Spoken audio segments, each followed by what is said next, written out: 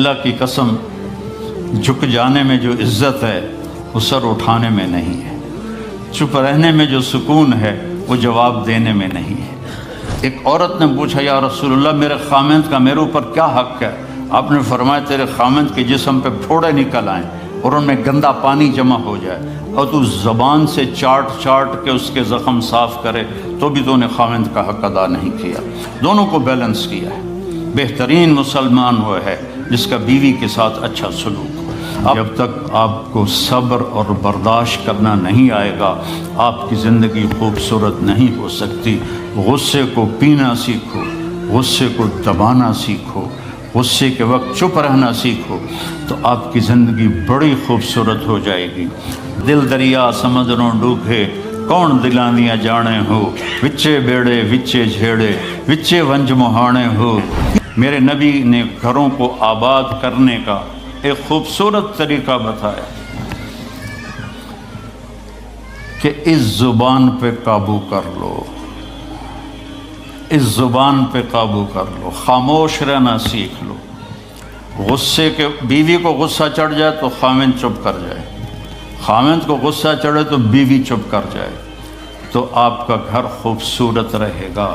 اگر دونوں ہی آگ لگ گئی اور دونوں ہی بولنا شروع ہو گئے تو آپ بھی گئے، آپ کے بچے بھی گئے۔ اپنی زبان پہ قابو پانا سیکھو۔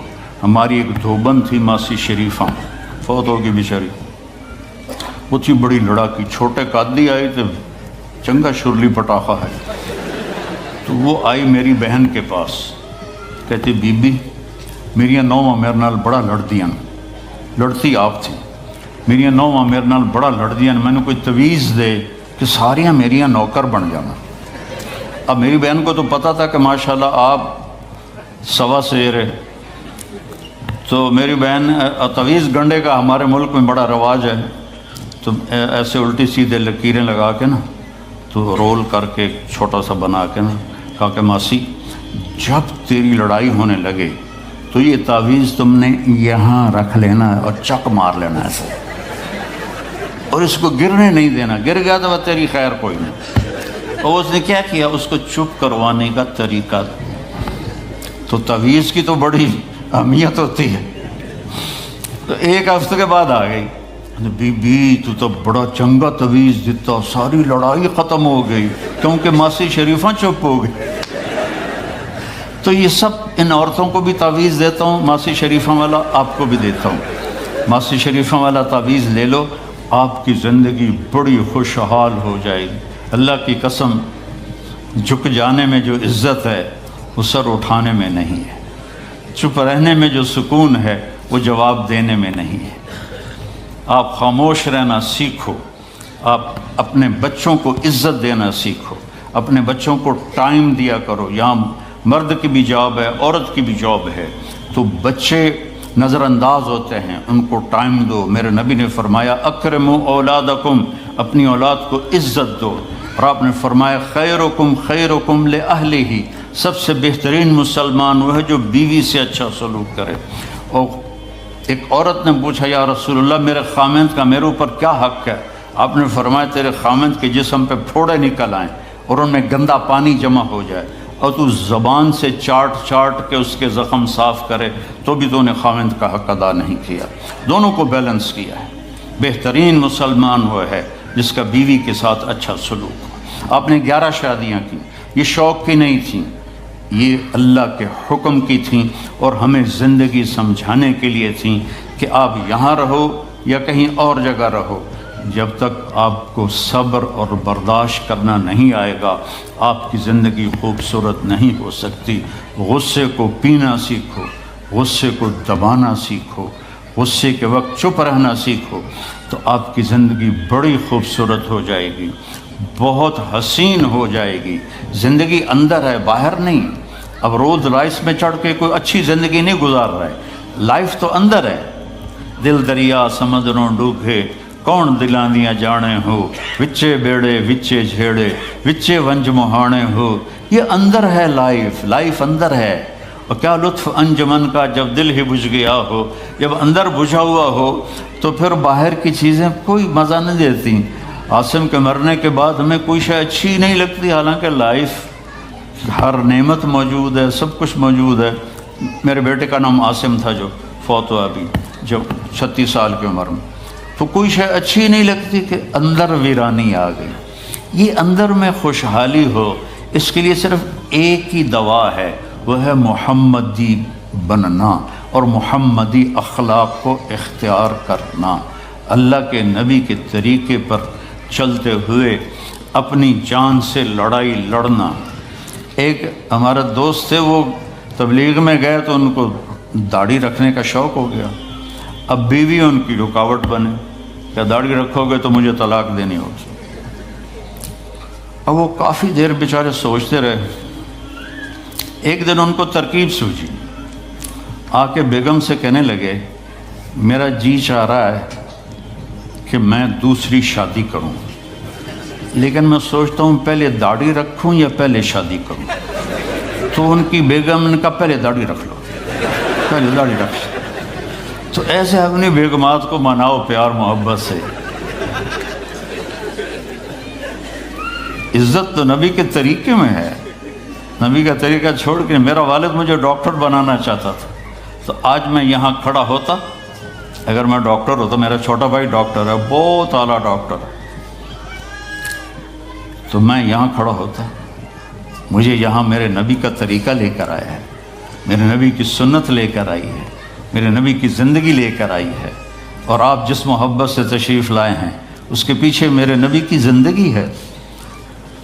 تو اللہ کی قسم، عزتوں کا خزانہ ہے میرے نبی کی پاکیزہ زندگی۔ تو آپ نے ہمیں پوری زندگی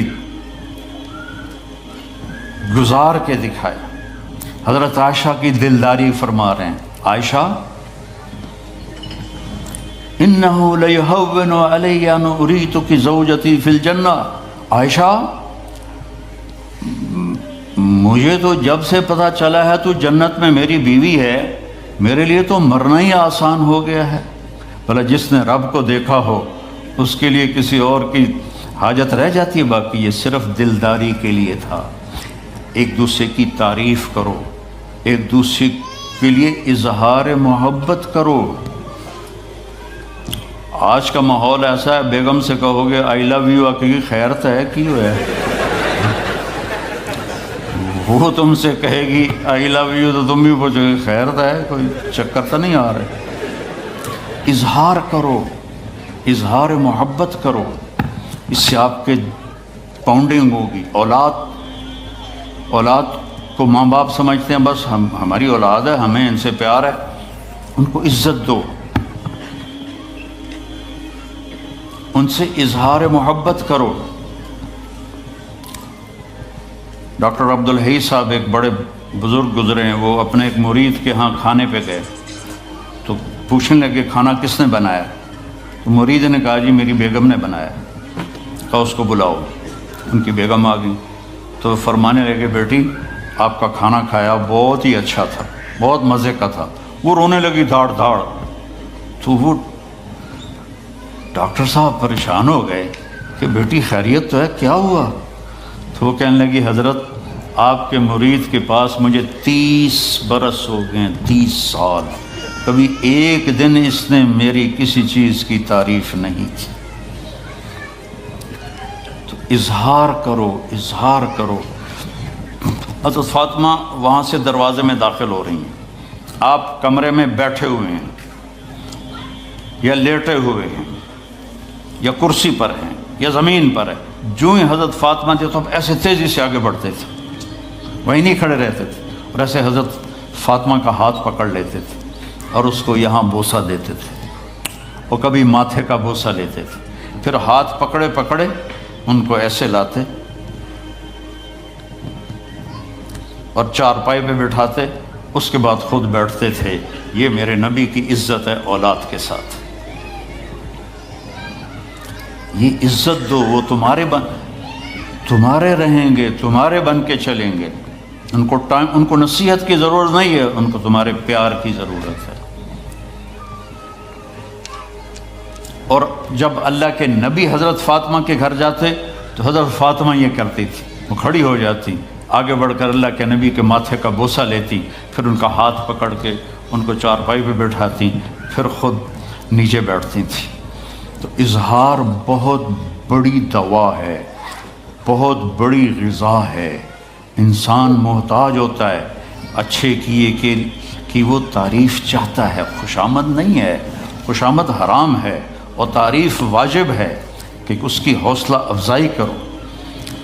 تو یہ آپ کے بڑے گھر سے اور بڑی گاڑیوں سے آپ کی زندگی خوبصورت نہیں بنے گی. نبی پاک صلی اللہ علیہ وسلم کی مبارک زندگی کو اپنانے سے آپ کی زندگی خوبصورت بنے گی. باقی سب دھوکہ ہے، میرے رب کی قسم، سب فریب ہے. کچھ سال پہلے یہاں سے کوئی بڑے تاجر کی بیگم گئیں وہاں لاہور، تو مجھے انہوں نے ملنے کی خواہش ظاہر کی. تو ملانے والے نے کہا کہ یہ خاتون کے جو خامد ہیں وہ پاؤنڈ میں، اللہ کی قسم پاؤنڈ میں جھک جانے میں جو عزت ہے وہ سر اٹھانے میں، اور آ کے رونا شروع کر دی. چپ رہنے میں جو سکون ہے، سمجھتے ہیں میں جواب دینے میں ہوں، بڑی دولت ہے، بڑی گاڑیاں ہیں. پوچھا یا رسول اللہ میرے خامد کا سلوک ہی اچھا. آپ نے فرمایا تیرے خامد کے جسم پہ تھوڑے نے زیرو کر دی، اور ان میں گندا پانی جمع ہو سلوک، اور تو زبان سے چاٹ اس کے چند دن بعد ایک اور واقعہ کرے تو بھی تو نے خامد کا حق ادا. ایک نوجوان میرے پاس دونوں کو بیلنس کیا کہ بہترین مسلمان ہے جس کا بیوی کے ساتھ دولت سلوک. اب ہر شادی ہے صبر اور برداشت کرنا نہیں آئے گا، آپ کی زندگی 30 فٹ نہیں ہو سکتی.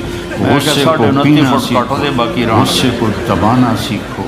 غصے کے وقت چپ رہنا بڑی لمبی ہے، تو آپ کی زندگی بڑی اگر بچے نہ ہوتے تو میں اس کو طلاق دے. دل دریا سمندروں ڈوبے، بھائی بہنوں کون دلانیاں جانے ہو، اگر زندگی کو خوبصورت بنانا ہے، وچے ونج مہانے ہو طریقہ. میرے نبی نے گھروں کو آباد کرنے کا